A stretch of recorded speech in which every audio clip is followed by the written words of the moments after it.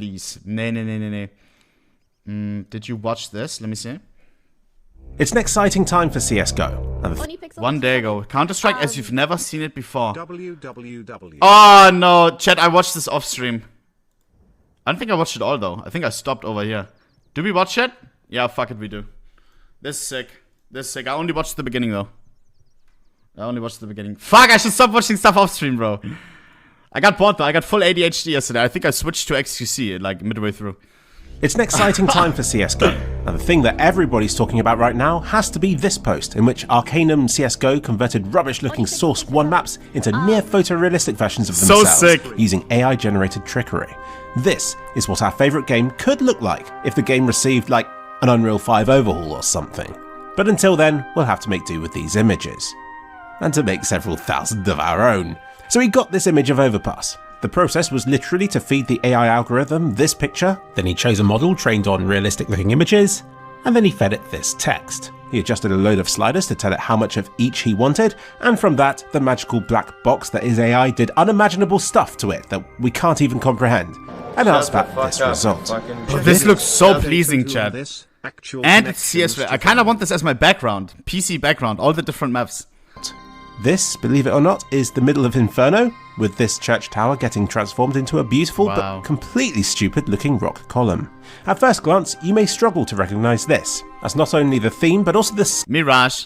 Definitely didn't pre-watch it. Scale of the map has been transformed. It looks kind of like Monastery, but is instead Mirage's bombsite A. Dust 2's bombsite A has had a Japanese architectural overhaul, which I can sort of believe, since it has that stylized look that you'd expect from newer Valve games. Now this image, again, is difficult to comprehend. It looks like it should be ancient, doesn't it? Cash.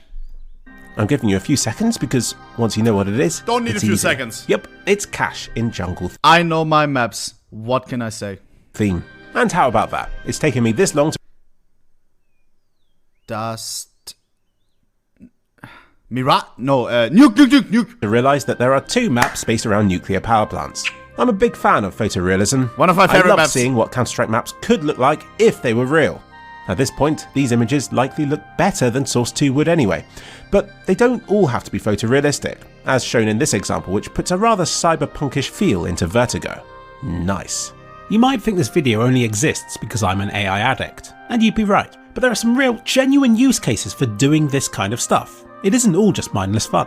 But first, let's have some mindless fun. Now, it isn't constructing a new image from this one, because this is too much detail to work with. Instead, ControlNet is a plug. I stopped right here, so from there on now it's new for me. I think here ADHD kicked in, I got a notification on TikTok or something, and then I scrolled TikTok for like an hour. XQC went live, something happened. That you can use that transforms into a much simpler looking one, like a stencil outline, or a depth map, or a normal map. Something that gives the general shape and feel of the image that you want it to convert, but without the specifics. Stable Diffusion then gets this and builds on top of it, using your text prompt as a guide. And if it's not giving you what you want, you can also feed it another image for it to get the general feel from. For instance, if I give it this information plus this paint image I drew earlier, the result looks like this. Think of the possibilities. Here at the Click Empire, we take pride in removing the joy and magic from your existence. So to reveal how this whole thing works, we'll start with a slider set to 70% deviation from my face picture. This is with it set to 60, this is with just 50% deviation, Where's that face and this is from? with just 25% deviation. So you can see that without enough freedom, it isn't free enough to look good. Now let's go the other way. 70% deviation, 85% deviation, 90% deviation. I think it looks very pretty. 95% and 100%. All this achieved by me with an artistic ability of this and a super advanced AI program. If you're an artist and you're afraid of what this could mean, you should be. But why contain it? Let it spill over to the schools and churches. Let the plagiarism pile up in the streets. For we cannot stop it, so we may as well embrace it to improve upon what we can achieve. So say I want to make a Doverpass map that combines the map of Overpass with the theme of Dust 2. Here's what it makes of that. Ooh! Holy fuck! What it makes of that. What if I combine it with Ancient? I proudly present to you Overpass. Oh my! Canals? An Alva Passage. And so on. I can get all the terrorists stood at spawn and transform them into clowns, or robots, or Batman. Guys, this shit is insane. Lol, he packing. Bro, this shit is crazy. If I ask for snow, it will automatically give the characters warm hats. Isn't that nice? I can change the scale of a map, telling it to make bombsite B of Inferno into a massive dam, and it'll do its damnest to comply. It really is selling the possibilities of AI image generation short to limit it to Counter-Strike. But then I'm selling my possibilities short by sticking to Counter-Strike. Subscribe to 2 Clicks Philip. That's it? Let's turn Nuke into a beautiful garden. Apply a dusting of snow. Let's flood it. Heavy fog. Thunderstorm. Tornadoes. More tornadoes. Let's turn this place into motherfucking Lego. Ice. Mount Doom. A Nintendo 64 level. An Atari level. A map of a country. The face of an ant. I'm really making AI work for it here. It is early days for AI. It has a long way to go, but so do we. Right now we're all like children, inquisitively poking at it and seeing how it reacts. It's the best way to learn. Gradually we'll become more proficient at using AI for its strengths and we'll get a better idea of what it can be used for. But until then, let's treasure the journey. For in the Counter-Strike space right now, AI is a fun, innocent place, driven by curiosity. And that won't last for long. Even as my AI-generated image graces the front page of the CSGO subreddit, I feel guilt. The comments are positive, it's being upvoted, and people seem interested, just like they were last week, when Arcanum CSGO posted his pictures. Yet I feel like I've deceived people in some way, or I've taken credit away from traditional artists, who may deserve their work being viewed and appreciated far more. You can choose not to use AI, but others will. I've been investigating ways in which it could help to improve my content, or at least to make more of it, and I'm not just talking about videos about AI here. My recent thumbnails have been AI. Now I don't think AI will kill traditional styles of artistry.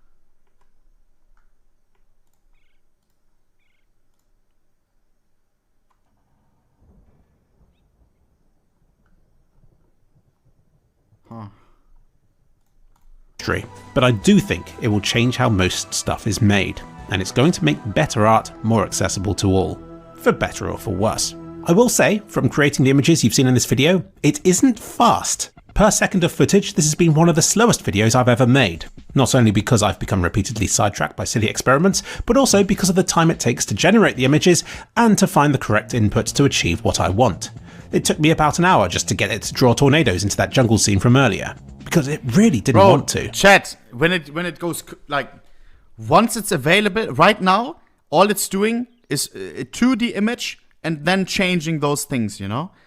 But imagine you can feed it a fucking 3D map. Like, you feed it Dust 2 and you say in Icy, oh my god, man. Like, that's not far away, right?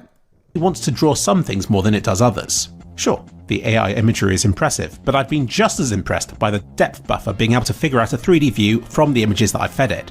Remember, these are just 2D images, yet almost without fail, it can successfully convert it into a pretty faithful 3D representation of that space. I reckon it would be easy for it to be able to construct an explorable 3D view of a place from just a couple of images. For me, the most exciting applications of it in CSGO would be to generate new textures and to envision new maps and areas. Skins. It's a very difficult thing to do, to move from an idea in your head to actual props and materials in game. You only realise how half fleshed out it is in your mind when you try to make it for real.